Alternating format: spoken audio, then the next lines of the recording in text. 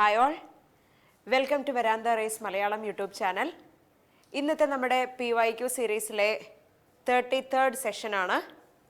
നമ്മൾ ഒരു ഷിഫ്റ്റിൽ നടന്ന എക്സാമിനേഷനിലെ സെലക്റ്റഡ് ക്വസ്റ്റ്യൻസിനെ എടുത്തിട്ടാണ് ഇന്ന് ഡിസ്കസ് ചെയ്യാൻ പോകുന്നത്. നമുക്ക് തുടങ്ങാം. 26th September 2024 ഷിഫ്റ്റ് 3ൽ നടന്ന എക്സാം, അന്നത്തെ ഇംഗ്ലീഷ് കോംപ്രിഹെൻഷനിലെ സെലക്റ്റഡ് ക്വസ്റ്റ്യൻസ് ആണ് ഇന്ന് ഡിസ്കസ് ചെയ്യുന്നത്.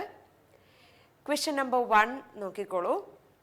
Select the most appropriate antonym of the given word. Customary തന്നിരിക്കുന്ന വേർഡ് അതാണ്. അതിൻ്റെ മോസ്റ്റ് അപ്രോപ്രിയേറ്റ് ആന്റോണിം ആണ് വേണ്ടത് തന്നിരിക്കുന്ന ഓപ്ഷൻസിൽ നിന്ന്. Option number 1 protection, option 2 habitual, option 3 fashion, option 4 unusual. Customary എന്നുള്ള വേർഡ് നിങ്ങൾക്ക് ഫെമിലിയർ ആയിരിക്കും. ഇനി അത് കണക്ട് ചെയ്യാൻ ബുദ്ധിമുട്ടുണ്ടെങ്കിൽ അതിൻ്റെ മീനിങ് ബ്രാക്കറ്റിൽ കൊടുത്തിട്ടുണ്ട്. എന്താണ്? Commonly used or practised. കോമണായി നമ്മൾ ഉപയോഗിക്കുന്നത്, കോമണായി പ്രാക്ടീസ് ചെയ്ത് പോകുന്നത്, യൂഷ്വൽ ആയത്, അങ്ങനെയൊക്കെ നമുക്ക് കസ്റ്റമറി എന്നുള്ള വേർഡിനെ എക്സ്പ്ലെയിൻ ചെയ്യാം. അങ്ങനെയാണെങ്കിൽ ഓപ്ഷൻസ് നിങ്ങളിപ്പോൾ ശ്രദ്ധിച്ചിട്ടുണ്ടായിരിക്കും ഇതിനോടകം. ഓപ്ഷൻ നമ്പർ 1 പ്രൊട്ടക്ഷൻ ആണ്. നമുക്ക് വേണ്ടത് എന്താ? കസ്റ്റമറി എന്നുള്ള വേർഡിൻ്റെ ആന്റോണിം അല്ലേ? അപ്പോൾ പ്രൊട്ടക്ഷൻ എന്തായാലും എടുക്കാൻ പറ്റില്ല എന്ന് മനസ്സിലായിരിക്കും. ഇനി സെക്കൻഡ് വൺ ഹാബിച്വൽ. ഹാബിച്വൽ എന്ന് പറയുമ്പോൾ ഒരു ഹാബിറ്റായി മാറിയത്, നമ്മൾ സ്ഥിരമായി റിപ്പീറ്റഡായി ഒക്കെ ചെയ്യുന്ന കാര്യങ്ങളോ ഒക്കെയാണ് ഹാബിച്വൽ എന്ന രീതിയിൽ പറയാറ്. അപ്പോൾ ഹാബിച്വൽ എന്നത് കസ്റ്റമറി എന്നതിൻ്റെ സിനോണിം ആയിട്ടല്ലേ എടുക്കാൻ പറ്റുക? ആലോചിച്ച് നോക്കൂ. അതും ആന്റോണിം ആയിട്ട് എടുക്കാൻ പറ്റില്ല. ഫാഷൻ ടോട്ടലി ഡിഫറെൻ്റ് ആയ ഒരു വേർഡാണ്. കസ്റ്റമറി എന്നതിൻ്റെ ആന്റോണിം എന്നുള്ള സെൻസിൽ എടുക്കാൻ പറ്റില്ല അല്ലേ? അപ്പോൾ ഫാഷൻ എന്ന് പറഞ്ഞാലും ഒരു നമുക്ക് വേണ്ട ആൻസറിലേക്ക് എത്താൻ പറ്റുന്ന കാര്യമല്ല. ഇനി അവിടെ ഒരു ഫോർത്ത് ഓപ്ഷനും കൂടെ ഉണ്ട്, ദാറ്റ് ഈസ് അൺയൂഷ്വൽ. അൺയൂഷ്വൽ എന്നത് നിങ്ങളിപ്പോൾ ആലോചിച്ചിരിക്കും, ഈ ഓപ്ഷൻ ആണോ കസ്റ്റമറി എന്നതിൻ്റെ ആന്റോണിം ആയിട്ട് എടുക്കാൻ പറ്റുക എന്നുള്ളത്. അതാണ് നിങ്ങൾ കണ്ടെത്തിയതെങ്കിൽ that's correct. unusual. Customary means usual. Just opposite is unusual. Okay. So, നമുക്കതിൻ്റെ ആൻസർ കിട്ടി. ഇനി question number 2. Select the most appropriate option to substitute the underlined part of the following sentence. The playwright has faced many ups and downs in his literary career, which spanned for almost 30 years. In this sentence, many ups and downs, that part is underlined. നമുക്കതിനെ substitute ചെയ്യാൻ പറ്റുന്ന correct option അതിൽ നിന്ന് കണ്ടെത്തണം. അപ്പോൾ ups and downs എന്നുള്ളത് common ആയിട്ട് നമ്മളൊക്കെ ഉപയോഗിക്കുന്നതാണ്. ഫസ്റ്റ് ഓപ്ഷനിലുള്ളത് മച്ച് ട്രൂത്ത് ആൻഡ് ഫാൾസ്ഹുഡ് എന്നുള്ളതാണ്. അപ്സ് ആൻഡ് ഡൗൺസ് എന്ന് പറയുമ്പോൾ ഉയർച്ചയും താഴ്ചയും, അതിനെ ഒരു സിംബോളിക് ലെവലിൽ കണക്ട് ചെയ്യുമ്പോൾ എന്താണ് വരിക, അതിൽ എന്ത് കിട്ടുന്നുവോ, ആ ഒരു സെൻസിൽ എന്ത് കിട്ടുന്നുവോ അത് ഈ ഓപ്ഷനിലുണ്ടെങ്കിൽ അതായിരിക്കും ആൻസർ. അപ്പോൾ ഫസ്റ്റ് ഓപ്ഷനിൽ അതില്ല എന്ന് മനസ്സിലായി. സെക്കൻഡ് ഓപ്ഷൻ നോക്കാം.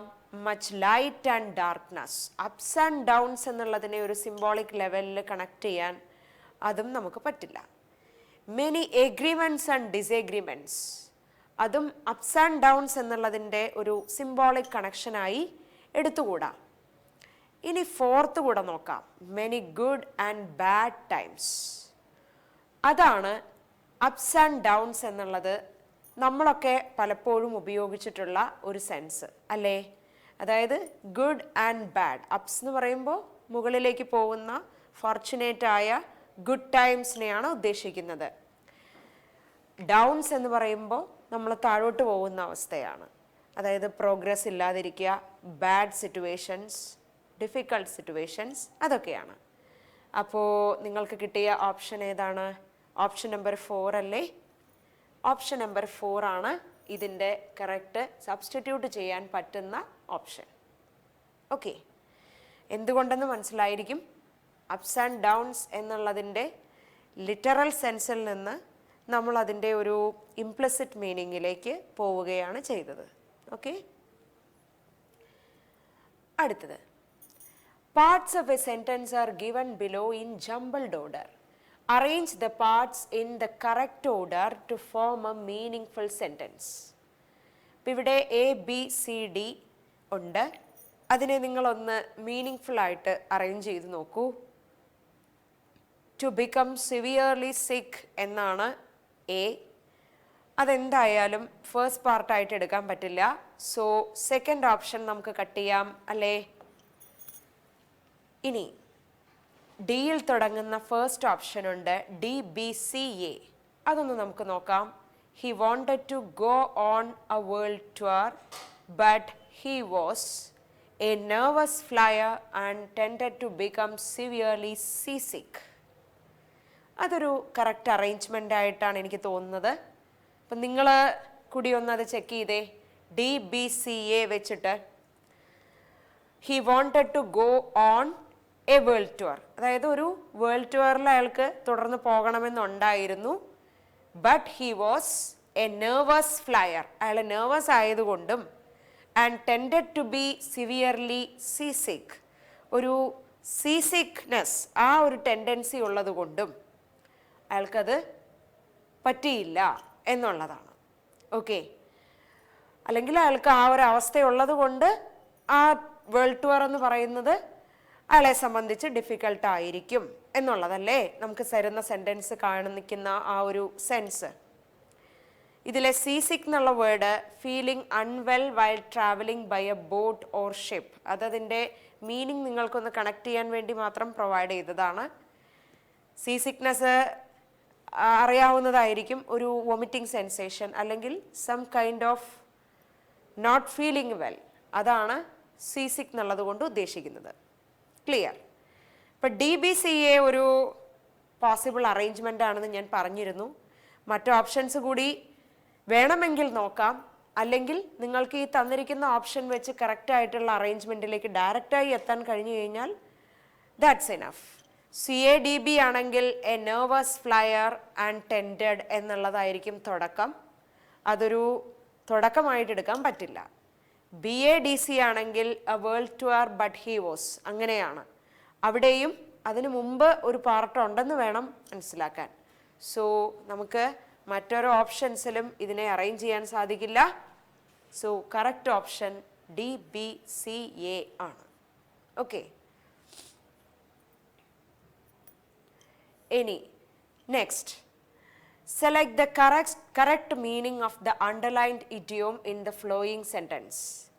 Lucy's conceited conduct with her colleagues has left her high and dry. ഇവിടെ high and dry എന്നുള്ള പാർട്ട് അണ്ടർലൈൻ ചെയ്തിരിക്കുന്നു. ഇത് ഒരു ഇഡിയോമാറ്റിക് ഫ്രേസ് ആണ്. അതിൻ്റെ കറക്റ്റ് മീനിങ് ചൂസ് ചെയ്യണം. Option number 1, impoverished. Impoverished means poor, poverty stricken condition. Superseding means displace, replace, substitute. ആ meanings ഒക്കെ നിങ്ങൾക്ക് വേർഡുമായിട്ട് കണക്ട് ചെയ്യാൻ എളുപ്പമുണ്ടായിരിക്കുമെന്നാണ് വിചാരിക്കുന്നത്. ഹെൽപ്ലെസ് അറിയാവുന്ന വേർഡാണ്. സറൗണ്ടഡ് ബൈ പീപ്പിൾ, അതും നിങ്ങൾക്ക് മനസ്സിലാക്കാൻ ബുദ്ധിമുട്ടില്ല. ഇനി നോക്കൂ, കൺസീറ്റഡ് എന്നുള്ള വേർഡുണ്ട്, അത് അത്ര എളുപ്പം മനസ്സിലായി കാണില്ല. Conceited means self important, self opinionated, egoistic, prideful. അതായത് അവനവന് പ്രാധാന്യം കൊടുക്കുക, അവനവൻ്റെ അഭിപ്രായങ്ങൾക്ക് പ്രാധാന്യം കൊടുക്കുക, സെൽഫ് ഇമ്പോർട്ടൻസ് കൊടുക്കുക. ഇനി നിങ്ങൾക്ക് ഏറ്റവും എളുപ്പത്തിൽ ഇതിൻ്റെ ആൻസറിലേക്ക് എത്താൻ ഒരു വഴി ഞാൻ പറയാം. Lucy's conceited conduct with her colleagues has left her high and dry. ഇതാണല്ലോ സെൻറ്റൻസ്. സെൻറ്റൻസ് അനുസരിച്ച് നിങ്ങളൊന്ന് നോക്കുക. അതായത് ലൂസിയുടെ സ്വഭാവം എങ്ങനെയാണ്? സെൽഫ് ഇമ്പോർട്ടൻസ് കൊടുക്കുന്ന സ്വഭാവമാണ്. ആ രീതിയിലുള്ള ഒരു സ്വഭാവമായതുകൊണ്ട് അവരുടെ കൊലീഗ്സുമായിട്ടുള്ള ഇടപെടൽ അവരെ എത്തിച്ചത് ഏത് സ്റ്റേറ്റിലേക്കാണ്? ഹൈ ആൻഡ് ഡ്രൈ എന്നൊരു സ്റ്റേറ്റിലേക്കാണെന്നാണ് പറയുന്നത്. അപ്പോൾ സെൻറ്റൻസിൻ്റെ കോണ്ടെക്സ്റ്റ് അനുസരിച്ച് എന്ത് നിങ്ങൾക്ക് മനസ്സിലായിട്ടുണ്ടാവും? ഇതൊരു പോസിറ്റീവ് ആയിട്ടുള്ള അവസ്ഥയല്ല എന്നുള്ളത്. ഓക്കെ, പക്ഷേ ഫസ്റ്റ് ഓപ്ഷനിൽ ഇംപവറിഷ്ഡ് എന്നുള്ളതാണ്.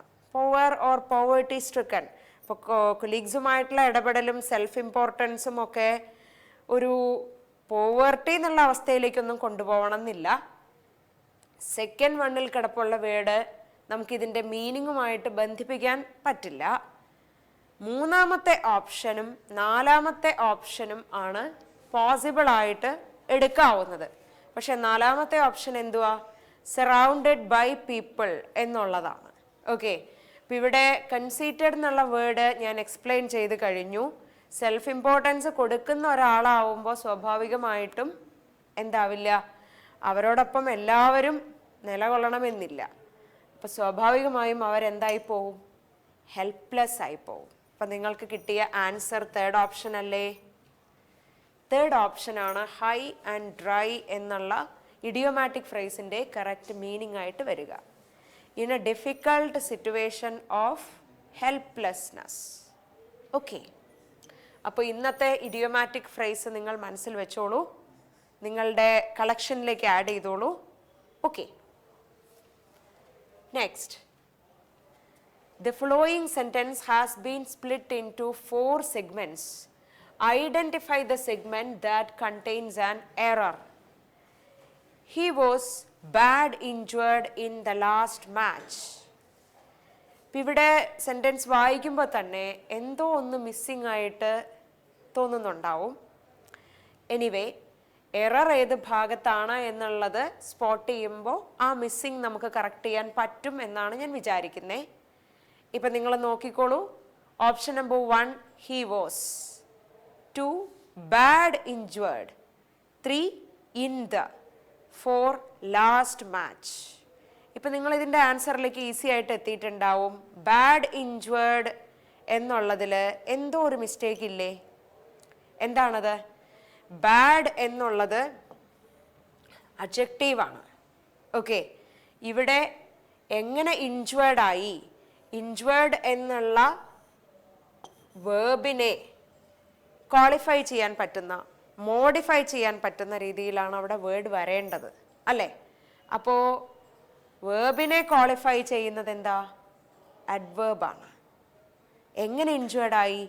ബാഡ്ലി ഇൻജേർഡായി. അങ്ങനെയല്ലേ വരേണ്ടത്? സോ എറർ എവിടാ ഉള്ളത്? ഓപ്ഷൻ നമ്പർ 2-ലാണ്. അതിൻ്റെ കറക്ഷനാണ് ഞാൻ ചെയ്തത്. Badly injured. ക്ലിയർ ആണല്ലോ? അടുത്തത് question number 6. Select the incorrectly spelled word. Number 1 embarrass, 2 discipline, 3 national, 4 convenient. ഇതിലെ ഓരോ വേർഡും നിങ്ങൾ ചെക്ക് ചെയ്യണം. ഇംബാരസ് എന്നുള്ള വേർഡ് ഇതിനു മുൻപും നിങ്ങൾ പരിചയപ്പെട്ടിട്ടുണ്ട്. പല ക്ലാസ്സിലും നമ്മൾ ഈ വേർഡ് ഫോക്കസ് ചെയ്തിട്ടുണ്ട്. അപ്പം അതിൻ്റെ സ്പെല്ലിംഗ് ഓർത്തിരിക്കുന്നുണ്ടാവും. എങ്ങനെയാണ്? EMBARRASS. അതിൻ്റെ സ്പെല്ലിംഗ് കറക്റ്റാണ്. അതിനകത്ത് എറേഴ്സ് ഒന്നും തന്നെ ഇല്ല. ഡിസിപ്ലിൻ എന്നത് നിങ്ങൾ ഫെമിലിയർ ആയിട്ടുള്ള, യൂസ് ചെയ്തിട്ടുള്ള വേർഡാണ്. ഒരുപാട് തവണ നമ്മൾ കണ്ടിട്ടുള്ള വേർഡാണ്. അതിൻ്റെ സ്പെല്ലിംഗ് DISCIPLINE.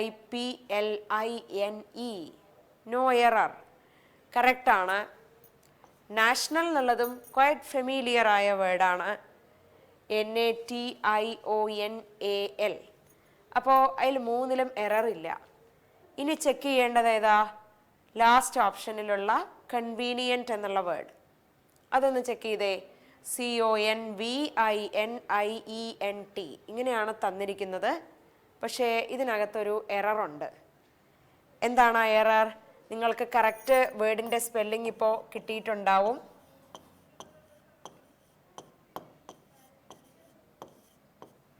CONVENIENT ഇങ്ങനെയല്ലേ വരിക?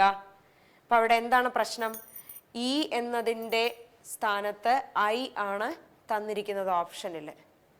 ഒരു ലെറ്റർ തെറ്റാണ്. അപ്പോൾ ഫോർത്ത് ഓപ്ഷനിലാണ് സ്പെല്ലിംഗ് എറർ ഉള്ളത്. ഓക്കെ, അപ്പോൾ ഓപ്ഷൻ നമ്പർ 4 ആണ് ഇതിൻ്റെ കറക്റ്റ് ആൻസർ. ഞാനത് സർക്കിൾ ചെയ്യാം. ബാക്കി ഏതിലും സ്പെല്ലിംഗ് എറർ ഇല്ല എന്ന് സൂചിപ്പിക്കാനാണ് അത് മാർക്ക് ചെയ്തിട്ടുള്ളത്. ഓക്കെ, ഇനി question number 7. Select the option that expresses the given sentence in passive voice. നമുക്ക് തന്നിരിക്കുന്ന സെൻറ്റൻസ് ആക്റ്റീവ് വോയിസിലാണ്. A famous company conducted the workshop for its customers. ഇതാണ് തന്നിരിക്കുന്ന സെൻറ്റൻസ്. ഇനി ഇതിനെ നിങ്ങൾ പാസീവ് വോയിസിലേക്ക് ആക്കണം. അപ്പോൾ നാച്ചുറലി പാസീവ് വോയിസിലേക്ക് മാറ്റുമ്പോൾ ചെയ്യുന്ന കുറച്ച് കാര്യങ്ങൾ നിങ്ങൾക്കറിയാവുന്നതാണ്. സബ്ജക്റ്റും ഒബ്ജക്റ്റും ഒക്കെ അതിൻ്റെ പൊസിഷൻ നമ്മൾ മാറ്റും. വേർബ് ഏത് ടെൻസിലാണോ അക്കോർഡിംഗ്ലി നമ്മൾ പാസീവ് വോയിസിലേക്ക് ചേഞ്ച് ചെയ്യും. ഇനി നോക്കാം. എ ഫേമസ് കമ്പനി എന്നതാണ് ഈ സെൻറ്റൻസിലെ സബ്ജക്റ്റിൻ്റെ പൊസിഷനിൽ കിടപ്പുള്ളത്. ഇത് പാസീവ് വോയിസിലാണ്. കണ്ടക്റ്റഡ് എന്നാണ്, പാസീവ് വോയിസിലല്ല, കണ്ടക്റ്റഡ് എന്നുള്ളത് വേർബ്. മറ്റ് ഓക്സിലിയറി വേർബ്സ് ഒന്നും തന്നെ ഇല്ല. It is in V2 form. അതായത് ഇതേത് ടെൻസിലാണ്? സിമ്പിൾ പാസ്റ്റ് ടെൻസിലാണ്, അല്ലേ? ഇനി എന്താണ് കണ്ടക്ട് ചെയ്തത്? The workshop. അതാണ് ഒബ്ജക്റ്റ്. ഇനി അത് കൂടാതെ ഇതിനകത്ത് ഒരു പാർട്ട് കൂടി ഉണ്ട്, ഫോർ ഇറ്റ്സ് കസ്റ്റമേഴ്സ്. ഈ ഫോർ ഇറ്റ്സ് കസ്റ്റമേഴ്സ് എന്നുള്ളത് ഇതിലെ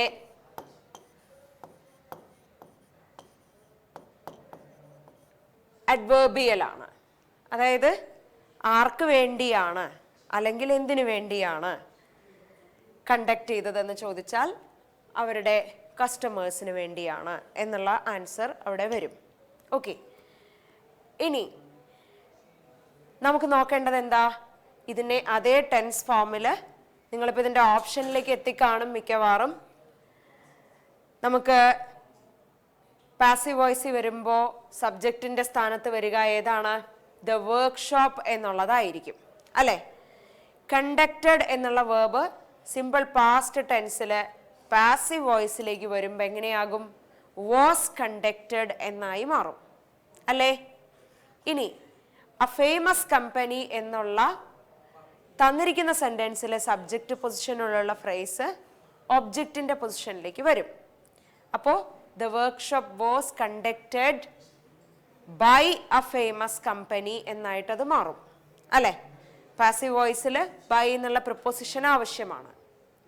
ഇനി അവിടെ അഡ്വേർബിയൽ പാർട്ടായി നിൽക്കുന്ന ഫോർ ഇറ്റ്സ് കസ്റ്റമേഴ്സ് എന്നുള്ളത് അതുപോലെ തന്നെ റിമെയിൻ ചെയ്യും. സോ ഓപ്ഷൻ നമ്പർ 2 അല്ലേ നിങ്ങൾക്ക് കറക്റ്റായി കിട്ടിയത്?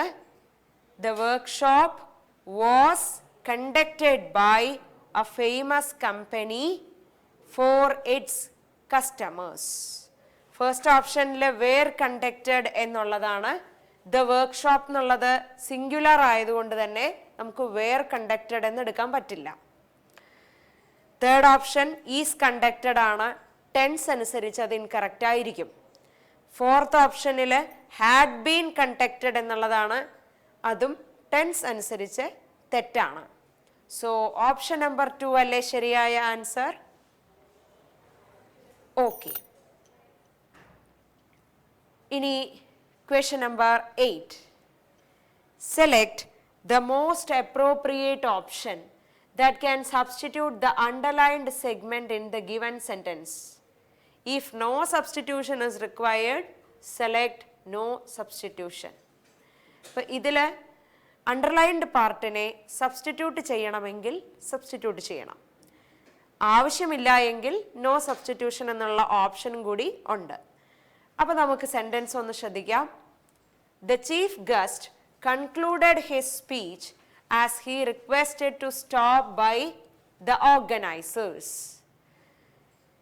ഈ സെൻറ്റൻസ് വായിക്കുമ്പോൾ you feel that something is missing in this underlined part. അവിടെ വേർബ് ഇൻകംപ്ലീറ്റ് ആണെന്ന് നിങ്ങൾക്ക് തോന്നുന്നില്ലേ? അവിടെ ഒരു വേർഡ് കൂടെ വരണം, ഒരു ഓക്സിലിയറി സപ്പോർട്ട് വേണം, വേണ്ടേ?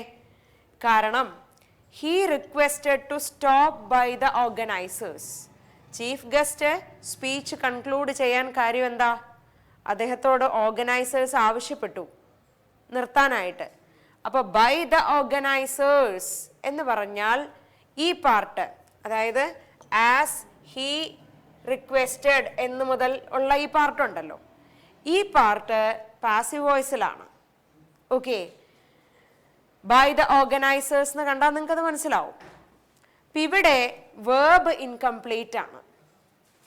വേർബ് ഇൻകംപ്ലീറ്റ് ആണെന്ന് പറയുമ്പോൾ അവിടെ ഓക്സിലിയറി സപ്പോർട്ട് വേണം. ആ ഓക്സിലിയറി സപ്പോർട്ട് ഏതാണ് വേണ്ടത്? ഹി ഈസ് റിക്വസ്റ്റഡ് എന്ന് വേണോ?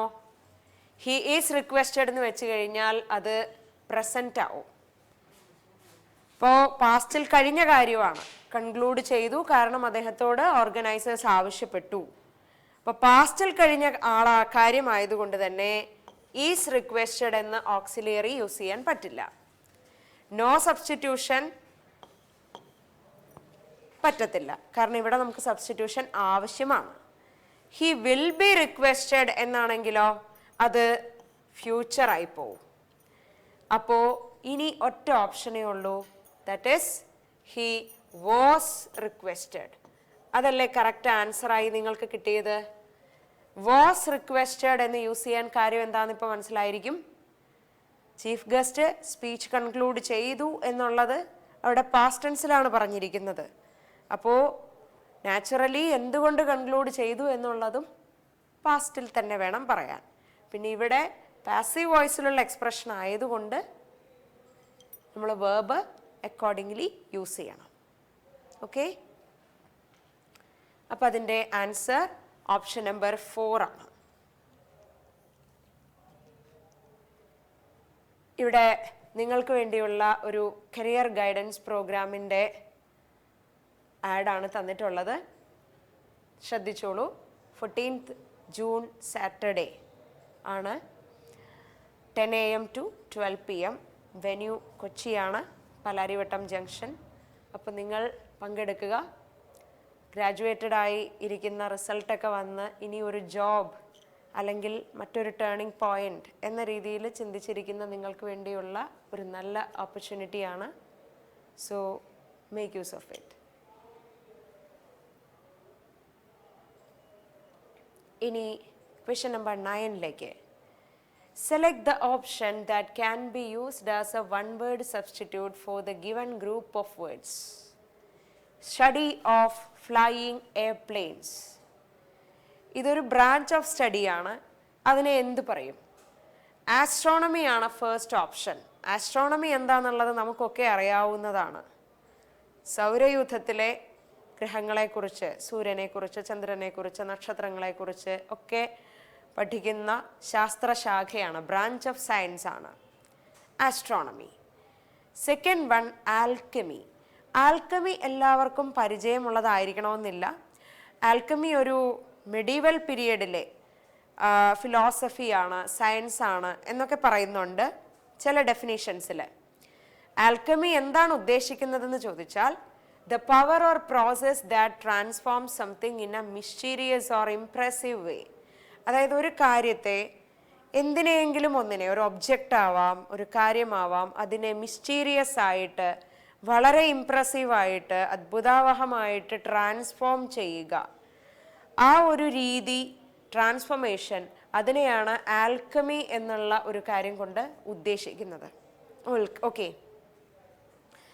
ഏവിയേഷൻ നിങ്ങൾക്ക് ഫെമിലിയർ ആയിരിക്കും. ഫെമിലിയർ അല്ലെങ്കിൽ ഒന്ന് സെർച്ച് ചെയ്തോളൂ. എക്വസ്റ്റിക്സ് എന്ന് പറയുന്നത് എന്താ? It's a science that deals with the production, control, transmission, reception and effects of sound. ശബ്ദങ്ങളെ കുറിച്ചിട്ട് പഠിക്കുന്നതാണ്. ശബ്ദങ്ങൾ ഉണ്ടാവുന്നത്, കൺട്രോൾ ചെയ്യുന്നത്, അതിൻ്റെ ട്രാൻസ്മിഷൻ, റിസപ്ഷൻ, ഇഫക്ട്സ്, എവറിത്തിങ് അതെല്ലാം ഡീൽ ചെയ്യുന്ന ഒരു ബ്രാഞ്ച് ഓഫ് സയൻസ് ആണ് എക്വസ്റ്റിക്സ് എന്ന് പറയുന്നത്. ഓക്കെ, അപ്പോൾ ഇതിലെ 1, 2, 4 ഓപ്ഷൻസ് കണ്ടപ്പോൾ നിങ്ങൾക്ക് മനസ്സിലായിട്ടുണ്ടാവും ഇതൊന്നിനെയും ഏതുമായിട്ട് ബന്ധിപ്പിക്കാൻ പറ്റില്ല, സ്റ്റഡി ഓഫ് എയർപ്ലെയിൻസ് എന്നതുമായി ബന്ധിപ്പിക്കാൻ പറ്റില്ല. സോ ഓപ്ഷൻ ഏതാണ്?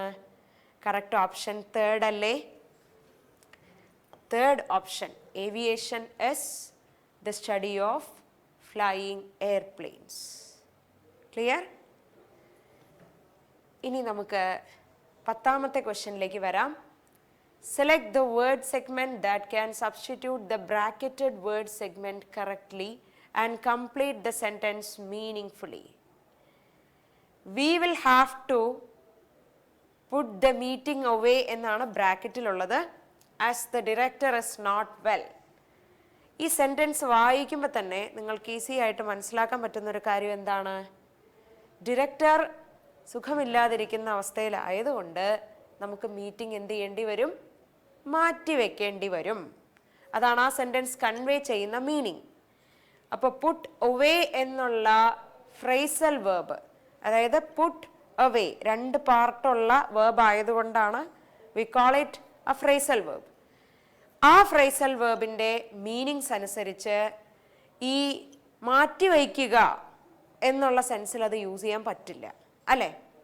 Puttu away means discard, divorce, murder, execute, terminate, ഇങ്ങനെയുള്ള മീനിങ്സ് ആണ് ആ ഫ്രേസൽ വേർബുമായി ബന്ധപ്പെട്ടിരിക്കുന്നത്. ഇനിയും ഒത്തിരി മീനിങ്സ് ഉണ്ടാവും, നിങ്ങൾക്കത് സെർച്ച് ചെയ്ത് കണ്ടുപിടിക്കാം. ഫ്രേസൽ വേർബിൻ്റെ മീനിങ്സ് എന്ന് പറയുന്നത് കോണ്ടക്സ്ച്വലാണ്. ഒരു ഫ്രേസൽ വേർബ് നമുക്ക് പല സിറ്റുവേഷനിൽ യൂസ് ചെയ്യാൻ പറ്റും. മറ്റ് ഫ്രേസൽ വേർബുകളാണ് ഓപ്ഷൻസ് ആയി ഇട്ടിട്ടുള്ളത്. പുട്ട് ദ മീറ്റിംഗ് അപ്പ്, അപ്പോൾ നമുക്കവിടെ സെർച്ച് ചെയ്ത് നോക്കേണ്ടത് പുട്ട് അപ്പ് എന്നുള്ള phrasal വേർബാണ്. Put up means accommodate, to engage in, contribute to something, ഇങ്ങനെയുള്ള അർത്ഥങ്ങളൊക്കെയാണ്.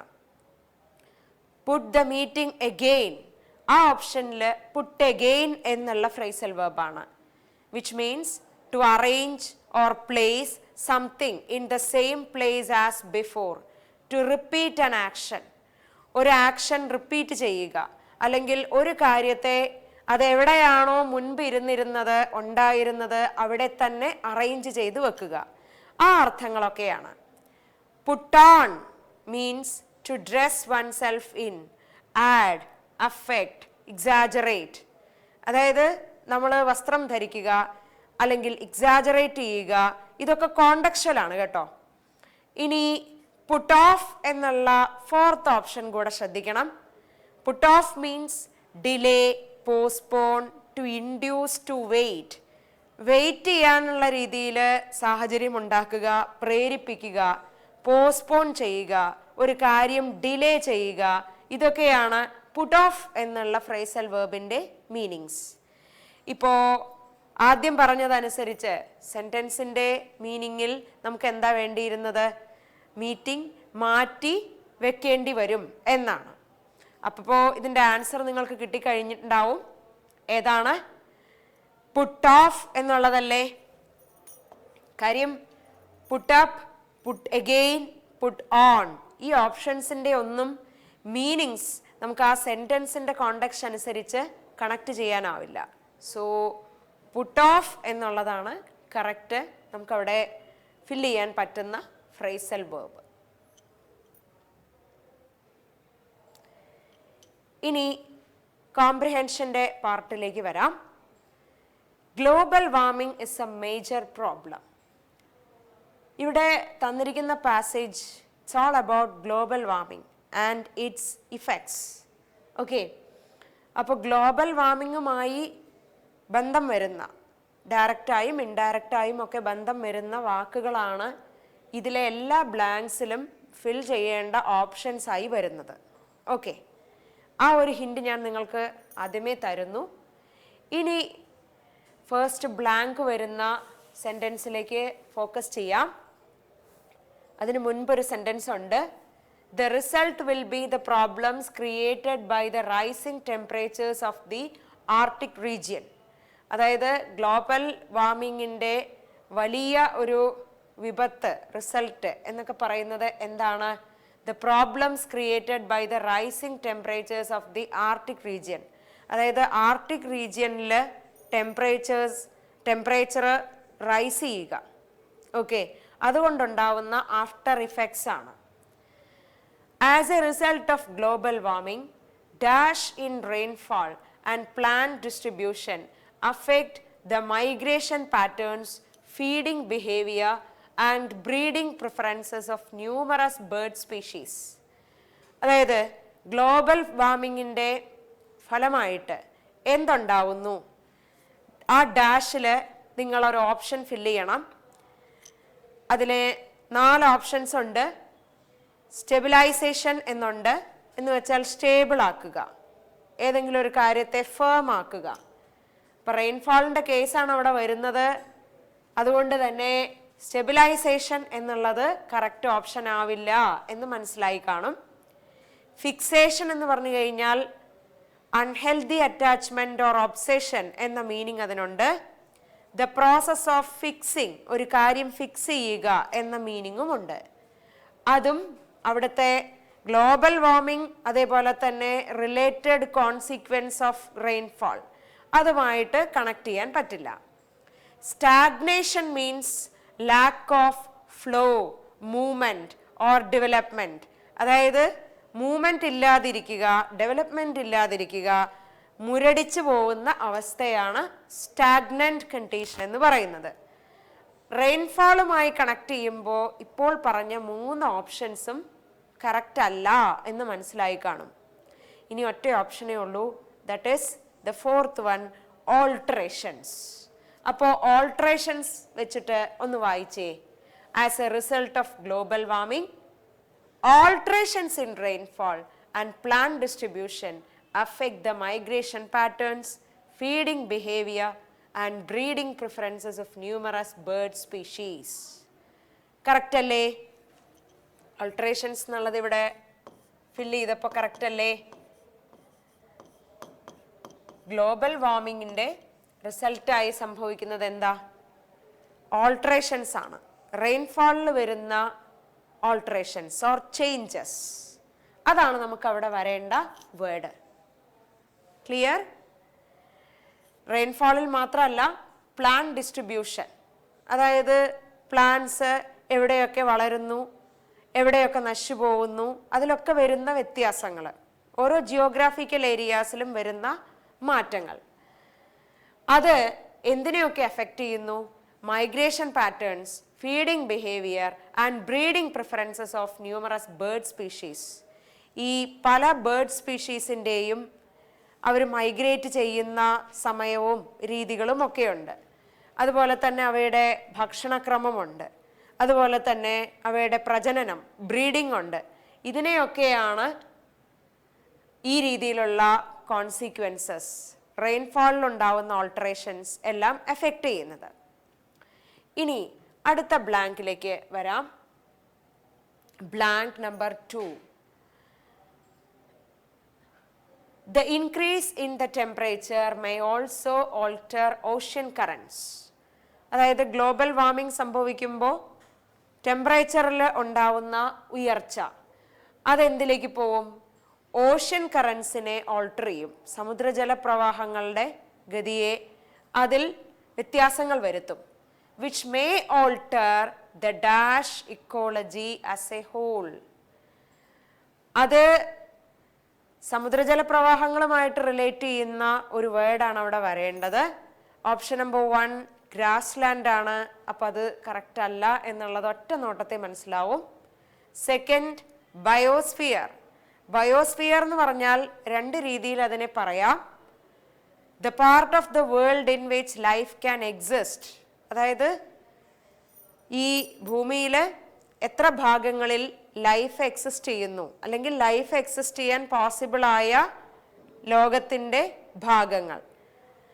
മറ്റൊരു രീതിയിൽ കൂടെ പറയാം, living organisms together with their environment, അതായത് ജീവികളും അവയുടെ ആവാസ വ്യവസ്ഥയും ചേർത്ത് പറയുകയാണെങ്കിലും ബയോസ്ഫിയർ എന്ന് പറയാം. അപ്പോൾ ഇവിടെ ഓഷ്യൻ കറൻസുമായി ബന്ധപ്പെടുന്ന അതിൽ വരുന്ന മാറ്റങ്ങൾ എന്തിനെ അഫക്റ്റ് ചെയ്യും എന്ന് ചോദിച്ചാൽ ബയോസ്ഫിയറിനെ മൊത്തത്തിൽ അഫക്റ്റ് ചെയ്യുമെന്ന് പറഞ്ഞുകൂടാ. മൂന്നാമത്തെ ഓപ്ഷൻ നോക്കാം, ലാൻഡ്സ്കേപ്പ് എന്നുള്ളതാണ്. ലാൻഡ്സ്കേപ്പ് എന്നുള്ളത് നമുക്ക് ഓഷ്യൻ കറൻസും അതിൻ്റെ ഓൾട്ടറേഷൻസും അത് വരുത്തി വയ്ക്കുന്ന ഇഫക്ട്സും അതിലേക്ക് കണക്ട് ചെയ്യാൻ പറ്റില്ല. ഇനി ഒരേ ഒരു ഓപ്ഷനേ ഉള്ളൂ, that is option number 4, marine. Marine അല്ലേ കറക്റ്റ് ഓപ്ഷൻ?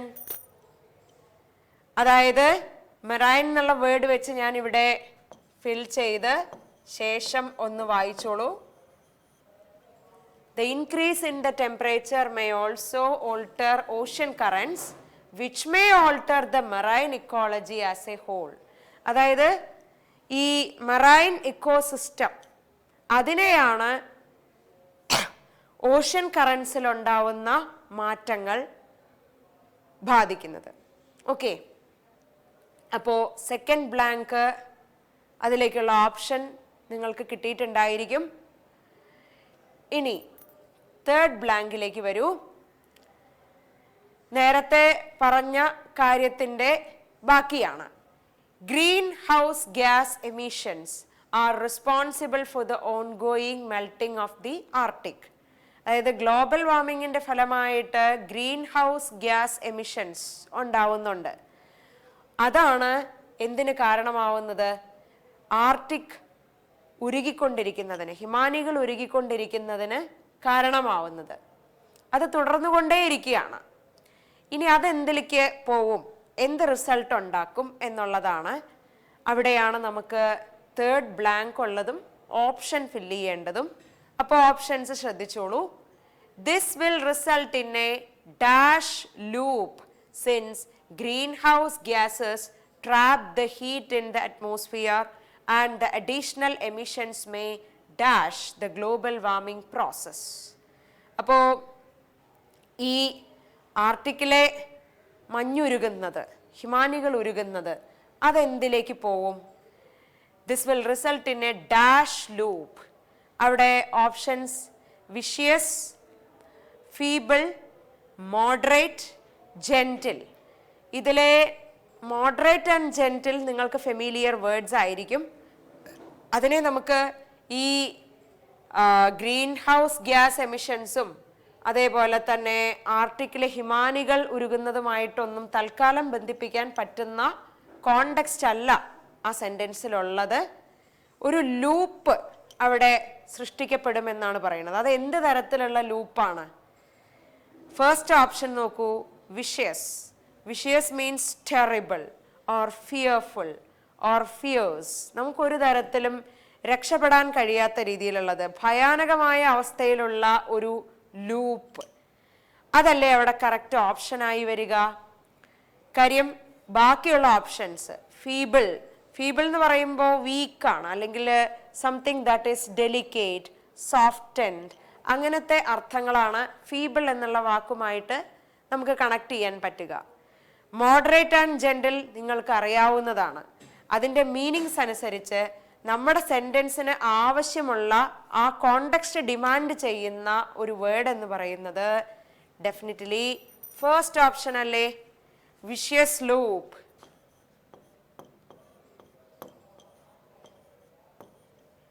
വിഷ്യസ് ലൂപ്പ് എന്ന് പറയുന്നത് ഒരു തരം ടെറിബിൾ കണ്ടീഷനാണ്. Okay, അറ്റ്മോസ്ഫിയറിൽ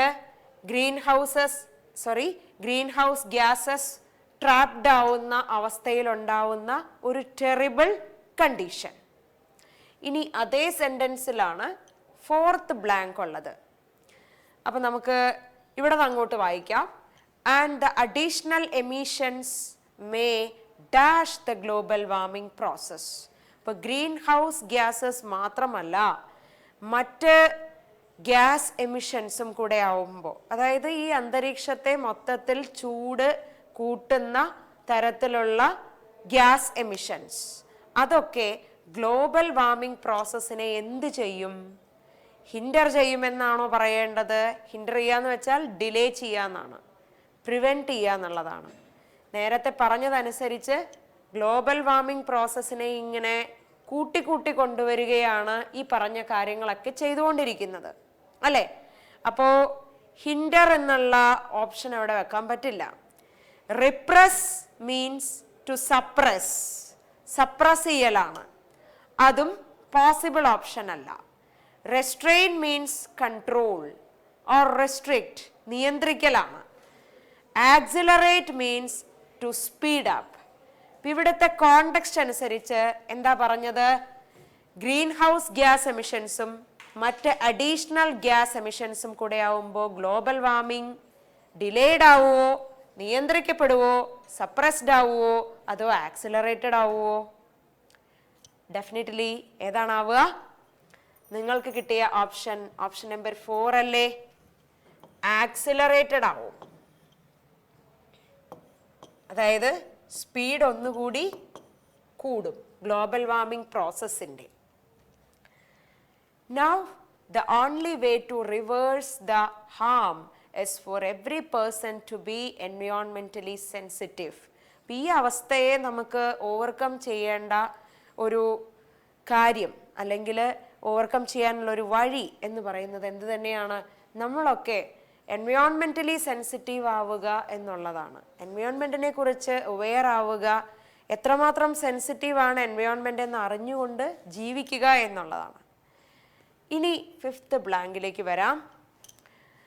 This may offer us hope that we will be able to leave a green planet to our future generations who presently appear to face dash.